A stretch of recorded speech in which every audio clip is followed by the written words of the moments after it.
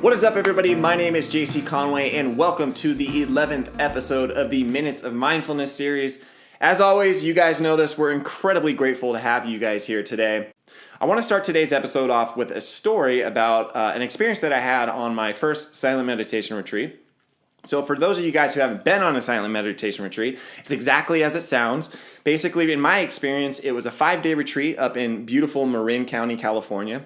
And the idea is that you don't speak, you don't look at anyone, you don't really talk or interact with anyone. And the reason you can't talk is because when you go to a silent meditation retreat, you're supposed to have an authentic experience that's personal to you.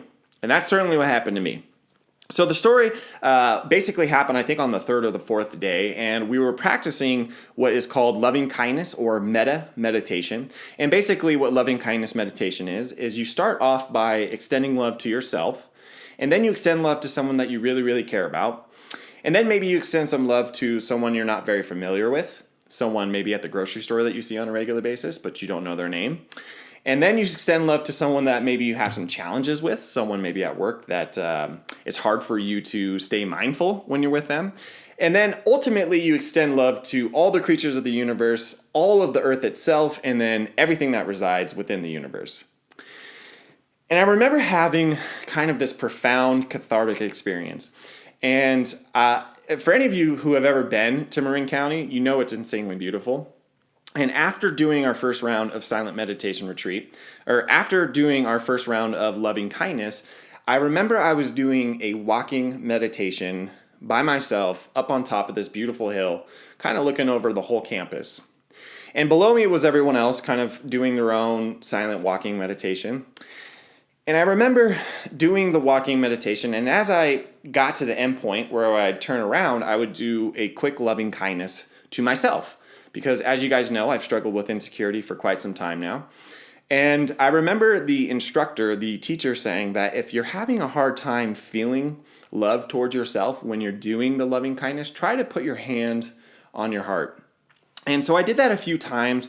And in one particular time, I got to the end of my walk and I turned around and I just remember going through the loving kindness meditation in my head. But I remember giving my heart just a gentle squeeze. And I don't know if that was the first time I'd shown compassion to myself. But when that happened, kind of the waterworks broke. I just started crying. And again, it's a silent meditation retreat, so there's not a lot of sound. And I'm on top of this hill crying. And when I say crying, I mean like ugly crying. And I think the reason I was crying was because I realized something. Like, holy hell, like my whole life, I've been a complete asshole to myself. If my mind was a person, I wouldn't even want to be its friend. In fact, I wouldn't even want to be in the same room with it.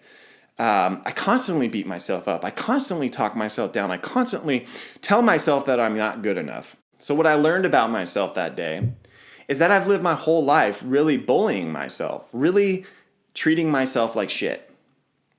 And I'm sure I'm not alone in this. I'm sure most of us have this relationship with our mind. But imagine this. Imagine the person you love most in this world. Can you see their face? Can you feel them in your mind right now? Now, I want you to really close your eyes and feel what it feels like to love that person. Does it feel warm? Does it feel light? Does it make you feel happy?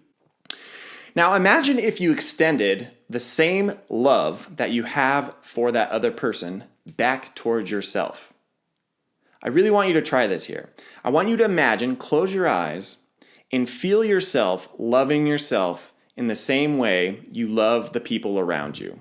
Feel what it feels like to really, really care about yourself.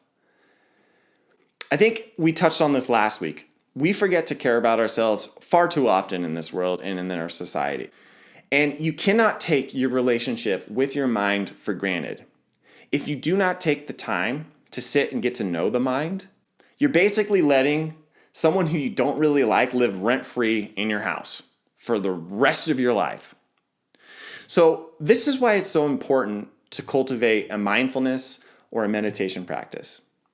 I encourage you guys throughout the next week to see how your mind relates to you. Do you like your mind? Would you be friends with it? Do you like the things it tells you? And if you don't, can you hold your mind with compassion? And can you hold yourself with compassion? And set the expectations for yourself and your relationship with your mind going forward. I know for me personally, from that day at that meditation retreat back in September, I decided that I will always try to be impeccable with my word. Not only to the people that I love or the people around me or the people that I work with, but more importantly, to myself. I chose that day to no longer let my mind bully me around, but to hold it with compassion and to try to the best of my ability to become friends with my mind. So with that thought, guys, I just want to thank you, as always, for checking out the 11th episode of the Minutes of Mindfulness series. I can't tell you how grateful we are to have all the support we've gotten so far. Do me a favor, leave us a quick note. Let us know how we're doing, what you want to see in the future, and let us know what kind of future topics you'd also like to see. And until next Sunday, guys, stay mindful, stay blessed, and we'll see you then.